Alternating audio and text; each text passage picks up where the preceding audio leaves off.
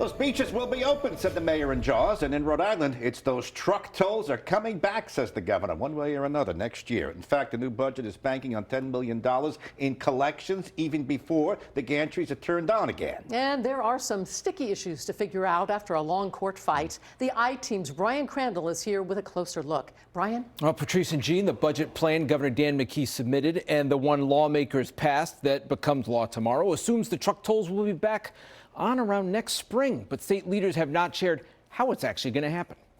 A split decision in a federal court case puts the state in a somewhat precarious spot when it comes to turning the truck tolls back on.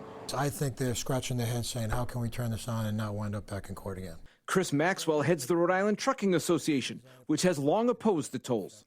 This thing should be thrown in the scrap heap. The tolls were approved under a plan by then Governor Gina Raimondo to fund road repair. They raked in $100 million for the state over 4 years before a federal judge forced their shutdown, siding with trucking groups that sued the state, claiming the tolls are unconstitutional. The state fought the decision, and last year an appeals court ruled the tolls can be turned back on with a big but. The cap system the state had in place to limit the daily amount a truck can be tolled, meant to help local truckers passing through more frequently, was deemed unlawful because it only benefited certain groups. We prevailed in court. The plan is illegal as it sits there right now. And as Maxwell now puts it, the state has two bad choices. Come up with another carve-out to help local truckers, which would likely end up back in court, or just toll all trucks the same, which mostly hurts local businesses that make up an overwhelming majority of the truck traffic on Rhode Island roads. It's now going to burden local commerce, local businesses, and bottom line, the average Rhode Island consumer. Everything's going to get more expensive. Rhode Island DOT will only say in a statement to me, quote, "We have begun an assessment of the existing equipment and making sure the billing and back office functions will be ready to achieve the $10 million in the budget." DOT did not have a response when I asked if they figured out what to do about the local truckers.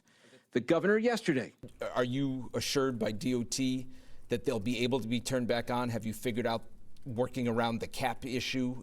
Where does that stand, and is it realistic to get that money? We're confident that that's going to happen.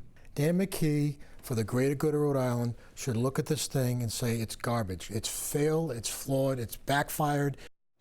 And while lawmakers included the $10 million in toll revenue in the budget, the House Speaker's spokesman tells me the legislature hasn't been briefed by DOT on a plan or timetable for turning those tolls back on. I'm Brian Crandall, NBC 10 News.